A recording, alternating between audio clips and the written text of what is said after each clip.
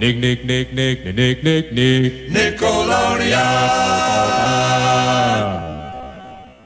Esta es la continuación del video hablando sobre Quiet on Set y la oscura realidad detrás de tus programas favoritos de Nickelodeon.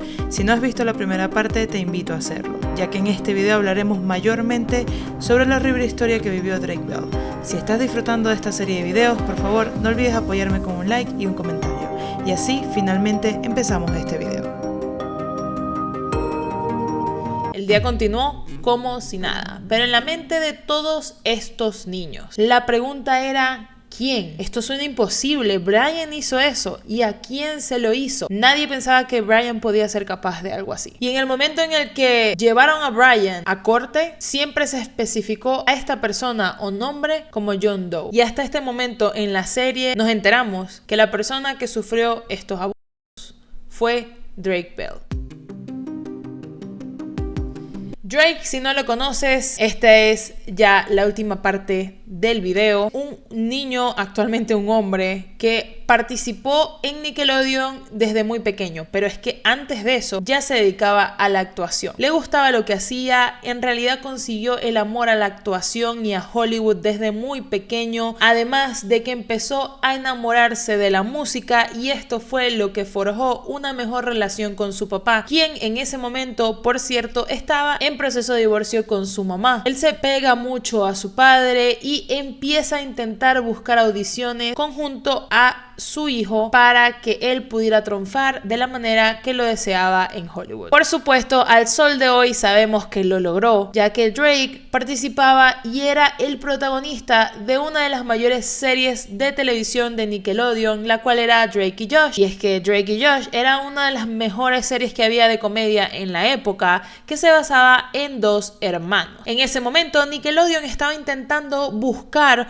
una serie de buddies o de amigos que normalmente hacen algo tonto y termina siendo gracioso, y en una escena que estaba grabando Drake y Josh en el show de The Amanda Show, ellos empiezan a pelearse por un pequeño marisco, y en ese momento una persona, un productor que estaba al lado de Dan, le dijo: ahí están tus buddies, esos son los que está buscando Nickelodeon. Llaman a Drake, lo invitan con su papá a un almuerzo con Dan y les dan la noticia de que Drake al fin iba a poder participar para tener su propio show. Hablemos del papá de Drake, que merece una mención especial en este video, y es que Joe Bell es el primero de los adultos con 2 dedos de frente en todo este show, o ni siquiera show, en toda esta etapa de la vida que vivieron estos niños, o por lo menos uno de los únicos 2 que vamos a escuchar en esta historia. Y es que desde que Drake empieza a trabajar en The Amanda Show, el papá de Drake veía algo extraño con Brian, y es que innecesariamente siempre Brian quería estar muy cerca de su hijo. Y no es que esto sea algo malo, pero no es tan común. A diferencia del resto de los padres, Joe siempre estaba con Drake. Donde estuviera Drake, estaba Joe. Literalmente,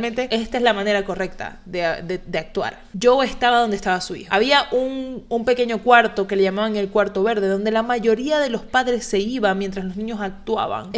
Joe Bell no era así. Yo estoy donde esté mi hijo. Si mi hijo está practicando las líneas, yo estoy con él. Si mi hijo está actuando, yo estoy con él. Fuera del set, pero estoy ahí, lo estoy viendo. Puedo mantener la mirada en él. Y de esta manera Joe, cuando empieza a ver esta pequeña cosa rara de Brian, enseguida empieza a notar como Brian, incluso cuando Drake se estaba vistiendo o poniéndose algo, venía inmediatamente a intentar ayudarlo, a lo cual Joe le decía: Drake se puede vestir solo. No necesita tu ayuda, no necesita que te acerques así. Después de haber visto estas insistencias un poco extrañas por parte de Brian, Joe finalmente fue a hablar con Nickelodeon. Les explicó que no había visto nada directamente extraño, pero que realmente no le gustaba cómo se movía Brian alrededor de su hijo. La respuesta de Nickelodeon fue: no sé si lo sabes, pero Brian es gay y simplemente es una persona que le gusta tocar un poco más de lo normal, como que es un poco feely touchy, pero no es nada malo. Creo que eres homofóbico y deberías mirártelo. Eso fue prácticamente lo que le dijeron al papá, y digamos que podía tener lógica. El papá dijo: bueno, ok, pero aún así voy a mantener mi mirada en este hombre. No me gusta cómo toca a Drake. Mucho más allá, por cierto, en este documental se va a conocer un video que, si logro conseguir, se los voy a mostrar por aquí, donde esta manera en la que Joe se refería de cómo él tocaba más de lo debido a Drake. Se vio una escena donde Brian trabajaba con Leonardo DiCaprio cuando era niño, donde lo estaba tocando de una forma parecida a la que Joe se refiere que Brian tocaba a Drake. Si lo están viendo, seguramente notarán que es bastante perturbador. En toda esta pequeña transición de esta situación, donde Drake iba a empezar a ser su propio protagonista, Brian estaba siendo cada vez más cercano a Drake. Y mientras más cercano se hacía, más ideas le metía en la cabeza. Ideas que un niño realmente no comprende. Le decía que su papá probablemente le estaba robando dinero. Y digamos, si hubiera sido así, no sería el primer papá en Hollywood que hizo eso. Y le empezó a meter ideas en la cabeza de que lo presente que su papá estaba en el set y lo mucho que podía o no se podía meter en las escenas. Y estar tan cerca y ser su manager y su papá y que a lo mejor le estaba robando dinero. Simplemente eso no debía ser así. Su papá no debía ser su manager. Él quería ser su manager. Y así se fue metiendo en su cabeza hasta que un día Drake le dijo a su mamá que ya no quería que su papá fuera su manager, que no quería que lo representara, y su mamá de esta manera llamó al papá y le avisó. En el show se ve como esto le rompió el corazón al papá. Al día de hoy se sigue sintiendo mal por eso y porque él sabía que en ese momento Brian había logrado alejarlos, que era todo lo que él no quería. Joe le dice a la madre de Drake, está bien, si eso es lo que él quiere, está bien, ya él se está volviendo un adulto, él tiene derecho a decidir quién lo representa, yo te voy a dar todas las cuentas, todo lo que necesites para que puedas revisar, porque incluso Brian contrató un abogado, por cierto, para ver si estaba malversando algún fondo, cosa que no hizo, que por cierto más adelante Drake explica cómo él fue muy confundido porque cuando eres niño no sabes qué son los taxes, no sabes cuánto se paga, no sabes que necesitas a un contador, todas esas cosas implican dinero y su papá estaba haciendo todo de manera correcta, nunca se le consiguió que el papá estuviera intentando quitarle dinero, realmente estaba protegiendo a Drake lo más posible, pero el papá aceptó, le dio todo a la mamá, todo fuera por la felicidad de su hijo, pero lo único que le dijo a la mamá de Drake, yo te voy a dar todo, pero por favor no quiero que en ningún momento dejes a solas, no importa lo que pase, a Drake con Brian. Eso fue lo único que le pidió y lastimosamente al día de hoy sabemos que no pasó de esa manera. En este pequeño descanso que tiene Drake entre The Amanda Show y empezar a grabar Drake y Josh, pasa más o menos un año en el cual Drake y Brian se hacen más cercanos. Brian empieza a manejarlo, lo lleva a diferentes castings. Esto hace que, como la mamá vivía en Orange County, a más de una hora de donde él hacía los castings, fuera Brian quien lo llevara y lo trajera, porque a la mamá no le gustaba manejar tanto tiempo. Entonces ya empezó a suceder que, ¿sabes qué? Es muy tarde, creo que lo mejor es que hoy se quede Drake en la casa y mañana lo llevo en la mañana, no pasa nada, no es un problema. Empezaron a ser tan cercanos que Brian ya era como, hey, ¿sabes qué? Vamos a Disney, sé que te gusta, yo te llevo, voy con unos amigos. Incluso también, esto no lo mencioné antes, pero el papá decía que cuando empezó a hacer shows, Brian iba a donde fuera, así fuera San Diego, él iba, manejaba hasta allá, no le importaba, y era una cosa que era medio rara. Y aquí se empieza a notar como Brian empieza a ganarse la confianza de Drake, hasta que un día, después de una de estas noches donde, hey, ¿sabes qué? No lo voy a llevar, me queda muy lejos, bla bla bla, Drake se despierta lastimosamente a estar viviendo uno de los primeros episodios que se repetirían y que sucederían por casi un año, donde lastimosamente Brian estaba abusando de él. En el documental se le pregunta a Drake que si quiere ahondar más en esto y él no quiere expresar nada, se nota como todavía le cuesta hablar sobre este tema y simplemente dice, imagínate lo peor que una persona le podría hacer a un niño, y eso es lo que él me hizo a mí. De verdad no sé cómo hablar de esto en cámara fácilmente. Hay algunos documentos en la serie que se ven donde explican que hubo videos, donde hubo entrada por su parte, ya sabemos cuál, con objetos también. También hablan de cómo además de esto había, en fin, habían muchas cosas horribles que si consigo esa parte del documental para no tenerlas que decir, se las voy a dejar aquí para que la puedan leer, pero simplemente era horrible todo lo que vivió Drake y puedo comprender cómo hasta el día de hoy todavía le cuesta hablar sobre eso. Como se imaginan, Drake, al igual que muchas personas que pasan por esto, no se atreven a hablarlo, no se atreven porque ¿qué va a decir mi mamá? En ese momento él dice, ¿qué iba a hacer? ¿Me iba a levantar? No tengo carro, no tengo dónde ir. ¿Qué iba a hacer? Iba a llamar a mi mamá y esperar ahí mientras que llegaba por mí. Y además de eso, él tenía muchas conexiones acciones. Era amigo de Dan. ¿Qué iba a pensar la gente sobre mí? No quería que nadie se enterara. Tenía vergüenza. La verdad es que todos los pensamientos que Drake describe, mucha gente que he escuchado que ha pasado por cosas así, son bastante recurrentes y es triste que un niño no sepa que puede simplemente contarlo porque nunca va a ser su culpa. Después de todo esto, Drake describe que esto se tornó intenso y muy brutal durante mucho tiempo, hasta que un día él describe estar en casa de su novia, la estaba pasando muy bien, y Brian empieza a llamarlo, a lo cual recuerda que Brian y él habían quedado de ir a Disney, pero él realmente no quería ir. Creo que es más que obvio el porqué, pero en ese momento Brian lo empieza a llamar y a llamar y a llamar sin parar. Drake decide no contestar y hacer como que no había visto el teléfono. Sin embargo, Brian decide empezar a llamar, pero esta vez a la casa de la novia de Drake, a lo cual la madre de su novia, o sea, su suegra en ese momento, recibe la llamada y le pasa el teléfono a Drake. Drake le dice: oh, lo siento mucho, hice doble planes sin darme cuenta, pero la verdad hoy me quiero quedar aquí. Brian se molesta, le dice de todo por el teléfono. Y en serio se molestó. Y colgué el teléfono y comenzó a llamar y a llamar.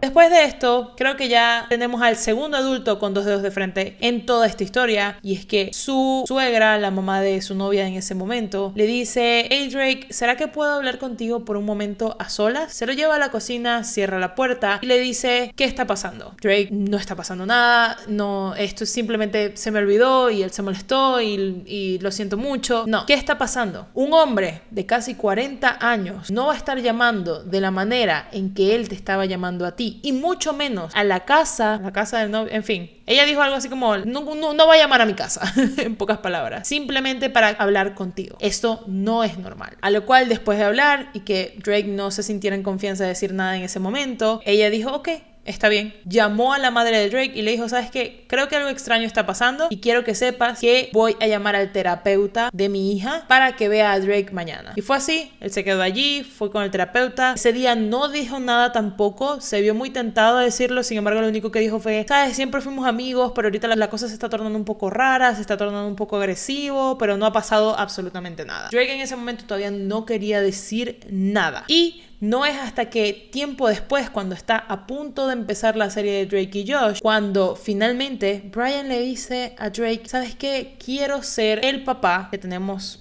un papá en Drake y Josh, si no lo han visto, habla con Dan para que me agarren a mí. Drake dice que él no lo quería cerca, no lo quería cerca de él, no lo quería cerca de nada más que tuviera que ver con cosas que él estuviera haciendo, y mucho menos en este proyecto. Así que, pues de mucho, toma el teléfono y explota, diciéndole todo a la mamá. Cuando habla con la mamá le dice: ok, vente a la casa, hablan allí, le dice todo. La mamá, ¿qué hace? Llama a la policía. La policía llegó, Drake tuvo que repetir esto otra vez. Y esto lo he visto en varias entrevistas de cómo lo dice, y es que tuvo que repetir todo lo que había pasado, que no había querido hablarlo con nadie, a dos extraños, lo cual para él fue muy incómodo. Pero después de hacerlo, la policía le pidió que por favor llamara a Brian, y que en ese momento quería que intentara que Brian les diera una confesión, cosa que hizo. Y mientras que lo hacía, Brian preguntaba y preguntaba y preguntaba: ¿alguien nos está escuchando? ¿Está esto siendo grabado? A lo cual Drake decía que no. Finalmente consiguen una confesión de Brian y proceden a arrestarlo.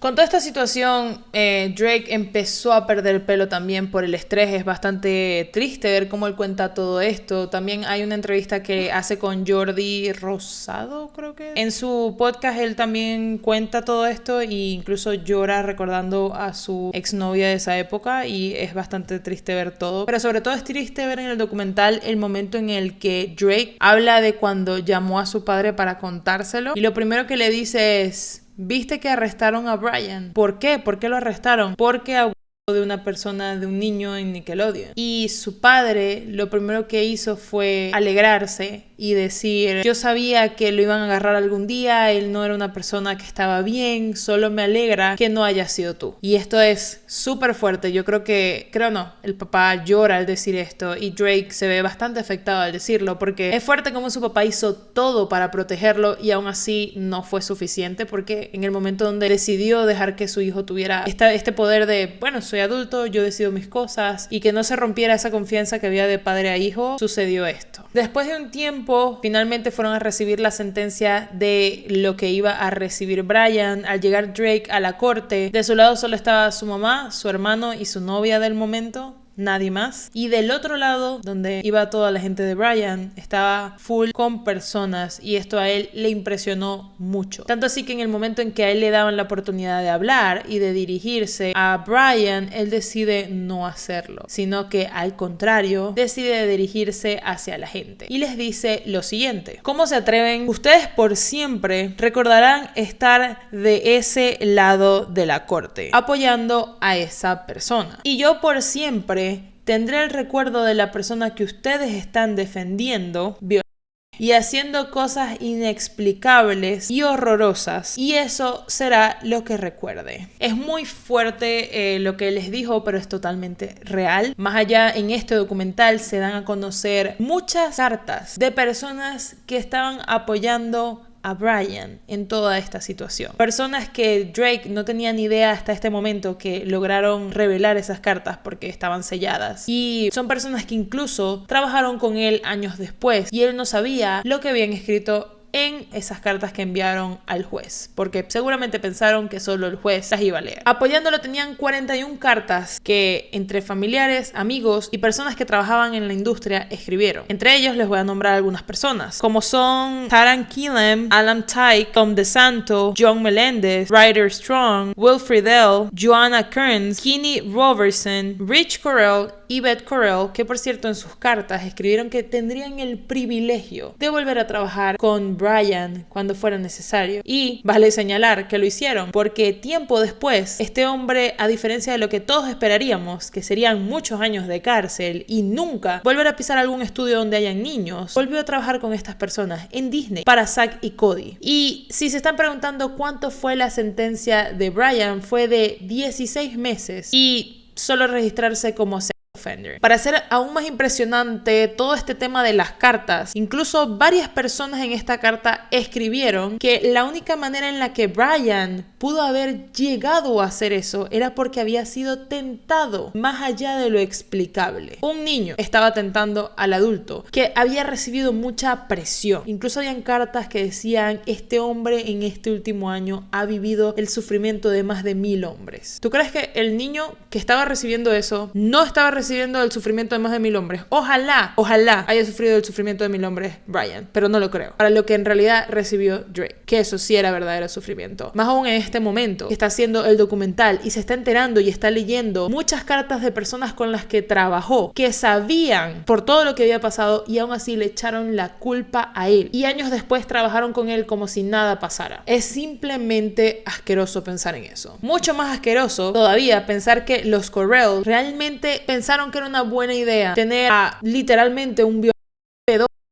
trabajando con ellos en Disney con Zack y Cody. En cuanto a todo esto, ya que todo lo que hemos hablado de Dan en este video y en el documental específicamente, que se concentran mucho en hablar mal de él, esto es una flor que se le puede lanzar a Dan y que por supuesto voy a mencionar, y es que Dan fue una de las pocas personas que le dio y le tendió su mano directamente a Drake al enterarse de esto. Y es que en el momento en que él supo todo, pudo deducir por lo cercano que eran Drake y Brian lo que había pasado, lo cual levantó el teléfono, llamó a Drake y le dijo directamente: fuiste tú, ¿verdad? Drake le dice que sí y le dice: hay algo que necesites, algo que pueda hacer por ti. ¿Quieres hablar de algo? Dan, en ese aspecto, y hay que reconocérselo, fue una persona que por lo menos hablando dijo las palabras correctas. Él, siendo diferente al resto de Nickelodeon en ese momento, por lo menos los productores, le tendió una mano. No podemos irnos, obviamente, sin tocar el tema de Drake y las acusaciones que él tuvo en el 2018 o 2021. Estaré dando aquí el año correcto. Cuando a él se le acusó de child endangerment, que es como peligro a un niño. No entiendo muy bien la traducción de esto, pero prácticamente fueron unos cargos que se le levantaron por haber tenido conversaciones con un menor de edad, conversaciones subidas de tono. Esto sí se pudo comprobar. Drake se defiende o se defendió diciendo que no sabía cuál era la edad de esta niña antes de que tuvieran esas conversaciones, y que la chica en su momento dijo que hubieron fotos, hubieron videos, se enviaron de todo y que además de eso en persona también sucedieron cosas, esto no se pudo comprobar. Se abrió una investigación, se le quitó el teléfono, computadora, todo a Drake y nada de lo que la chica dijo, además de los mensajes, pudo ser comprobado, a lo cual el mismo Drake responde ahorita diciendo, si eso hubiera sido así, hubieran conseguido algo, yo di todo, no consiguieron nada, realmente nada de eso pasó, sí pasaron los mensajes, estuvo mal de mi parte al no haber confirmado la edad. Imagínense la rabia de Drake al ver que a él lo estaban acusando en la prensa de todo lo que realmente era su abuso,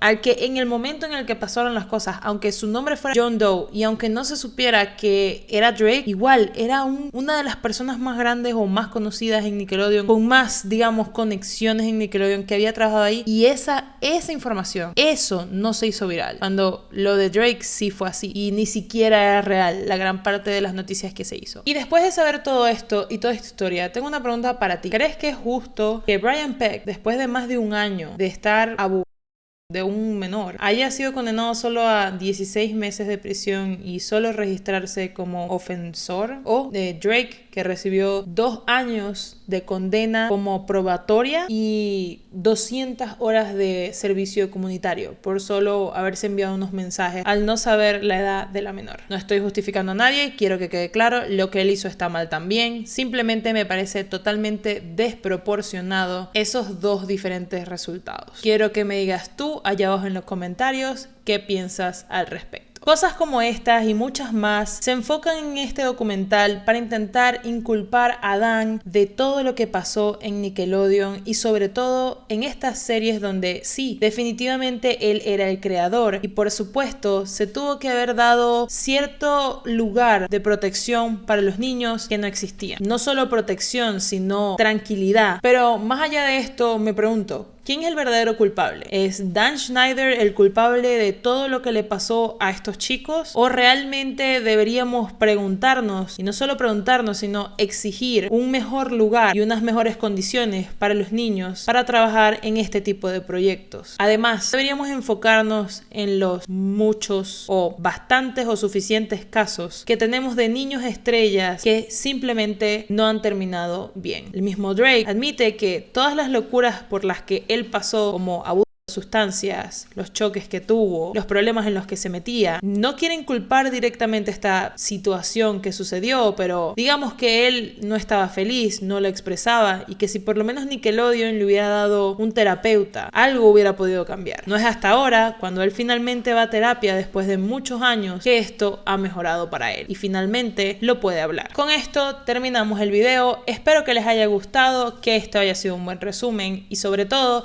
les digo, hay videos de Dan Schneider respondiendo a todo esto. Si quisieran que hiciera un resumen de ese video o que lo viéramos en conjunto en un directo, pueden dejármelo en los comentarios. Por ahora, esto es todo. Espero que hayan disfrutado del video y nos vemos próximamente.